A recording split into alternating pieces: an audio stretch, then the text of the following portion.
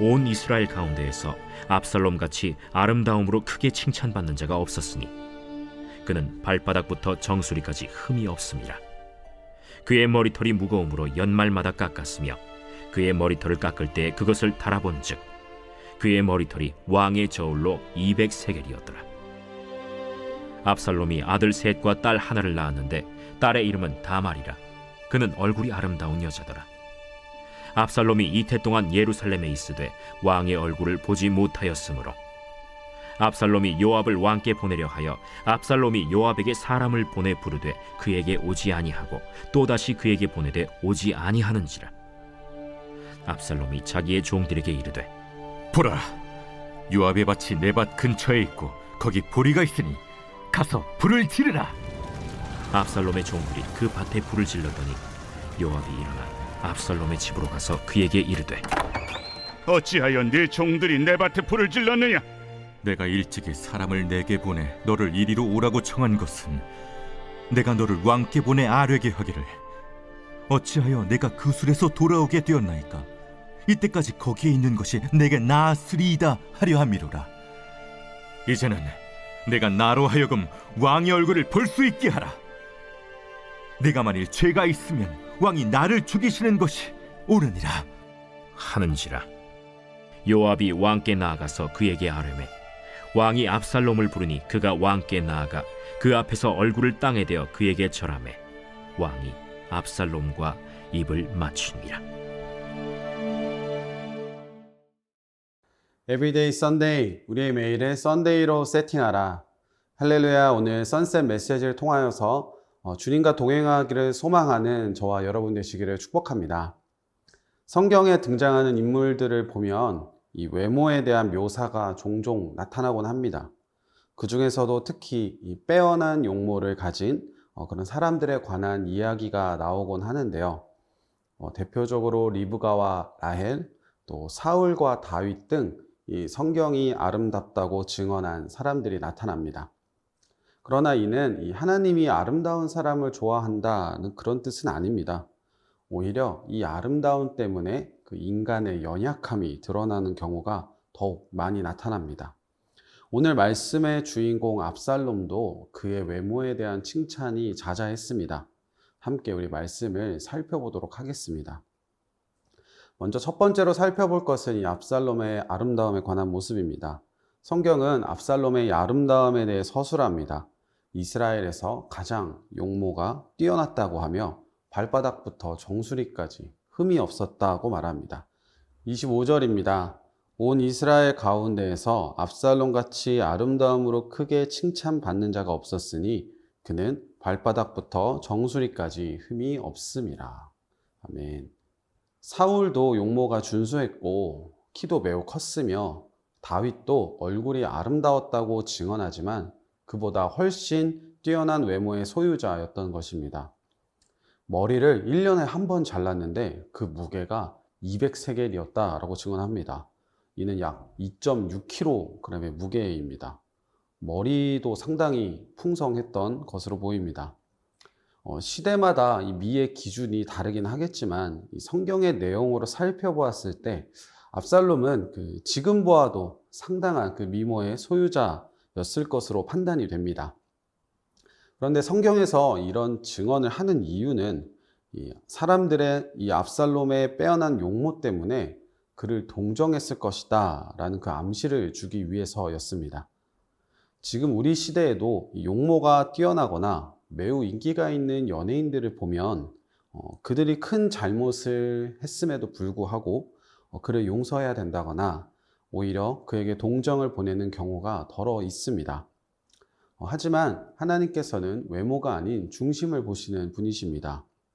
압살롬에게는 이스라엘 최고의 외모가 있었지만 그의 안에는 암논을 죽였던 그 큰 죄악이 자리 잡고 있었습니다.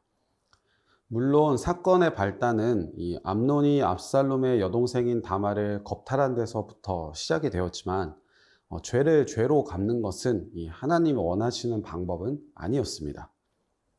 우리에게 이 압살롬과 같은 존재가 있지는 않은지 살펴보기를 원합니다. 하나님이 보시기에는 분명히 죄임에도 불구하고 그의 용모 때문에 또 그의 매력 때문에 또는 그를 향한 나의 사랑 때문에 눈 감아주고 있는 것이 있지는 않은지 살펴보기를 원합니다. 이는 사람만을 말하는 것은 아닙니다. 내 안에도 하나님이 보시기에는 죄악이지만 내가 그것을 너무 사랑하고 또 겉으로 보기에도 좋기 때문에 놓지 않는 것이 있다면 우리 이 시간 주님 앞에 회개하며 내려놓는 은혜가 있기를 주님의 이름으로 축원합니다. 우리 두 번째로 살펴보길 원하는 것은 이 불을 지르는 압살롬의 모습입니다. 압살롬이 저지른 일에 대하여 다윗은 크게 분노하고 있었습니다. 그리하여 압살롬이 암논을 죽인 후 그 구술에서 3년간 지낸 뒤 예루살렘으로 돌아왔지만 2년 동안이나 다윗은 압살롬을 만나주지 않았습니다. 압살롬은 왕궁으로부터 완전히 격리되어 있었고 왕실의 식사에도 참여할 수가 없었습니다. 사실상 귀양살이나 마찬가지였던 것입니다. 압살롬은 이 자신의 힘으로는 그 다윗을 만날 수가 없었기 때문에 누군가 중재해 줄 사람이 필요했습니다. 그가 바로 요압이었습니다. 그런데 그술에 있던 압살롬을 데려오기 위해 무척이나 애를 썼던 그 요압이 압살롬의 두 번의 부름에도 응답하지를 않았습니다. 29절 말씀입니다.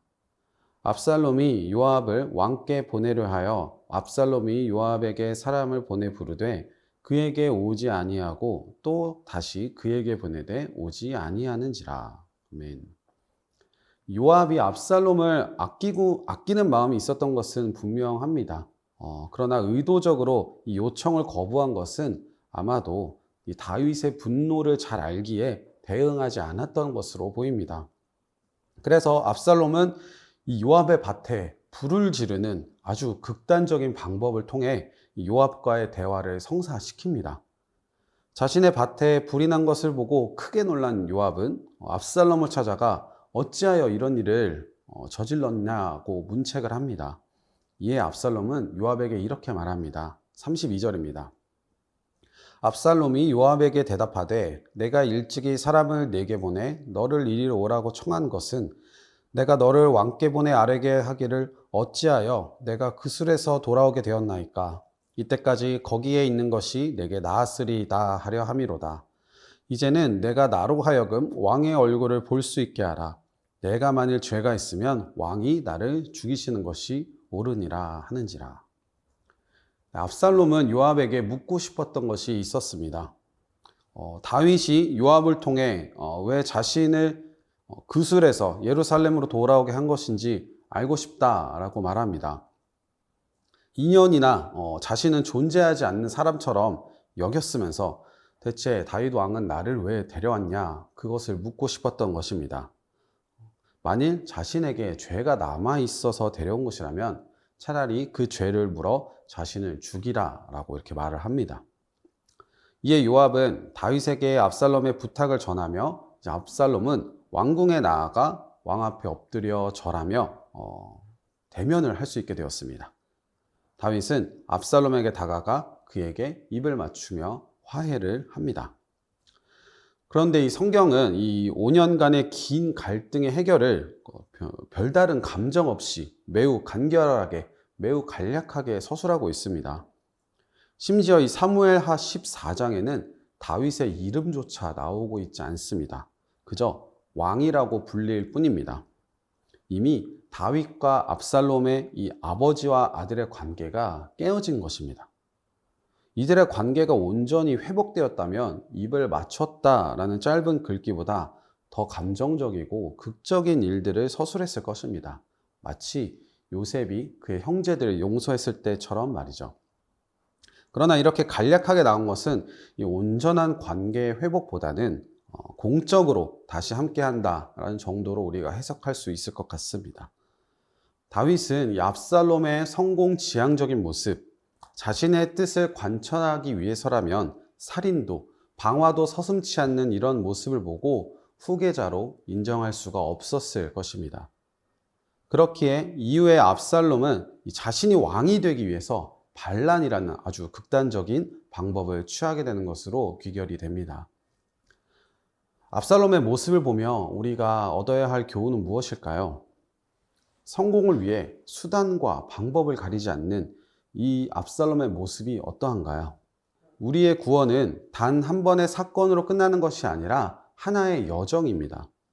주님께서는 단 한 번의 그 구원의 확신의 고백으로 우리의 삶이 완성되었다라고 말씀하시지 않습니다. 그것은 구원파에서나 하는 말입니다. 우리는 이 결과보다 과정을 더욱더 중요시하는 삶을 살아야 합니다. 매 순간 하나님의 인도하심을 구하며 하나님과 동행하는 삶을 살아야 합니다. 사랑하는 포도처치 성도 여러분, 압살롬을 반면 교사로 삼는 여러분이 되시기를 축복합니다. 화려한 겉모습에 속지 않으시기를 축복합니다. 결과와 성공에 집착하는 그러한 삶을 지향하고 순간순간마다 하나님의 인도하심을 구하며 그렇게 살아가는 여러분이 되시기를 축복합니다. 하나님은 우리와 교제하시기를 원하시고 우리와 동행하기를 원하시는 분이십니다. 구원받은 자와 아닌 자를 도장을 찍고 다니시는 그런 분이 아니십니다.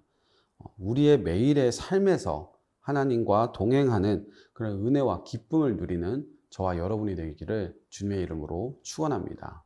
함께 기도하겠습니다. 사랑하는 주님, 성공에 집착하는 삶을 살지 않게 하여 주시옵소서. 결과에 집착하는 삶을 살지 않게 하여 주시옵소서. 압살롬처럼 자신의 성공을 위해서라면 어떠한 수단과 방법을 가리지 않고 살아가는 그러한 죄악이 우리 안에 자리 잡지 않도록 우리를 지켜 보호하여 주시옵소서. 오히려 매 순간 하나님의 인도하심을 구하며 우리의 삶의 모든 과정이, 우리의 모든 여정이 주님과 동행하는 그러한 삶이 될 수 있도록 우리를 인도하여 주시옵소서. 감사드리며 예수님의 이름으로 기도합니다.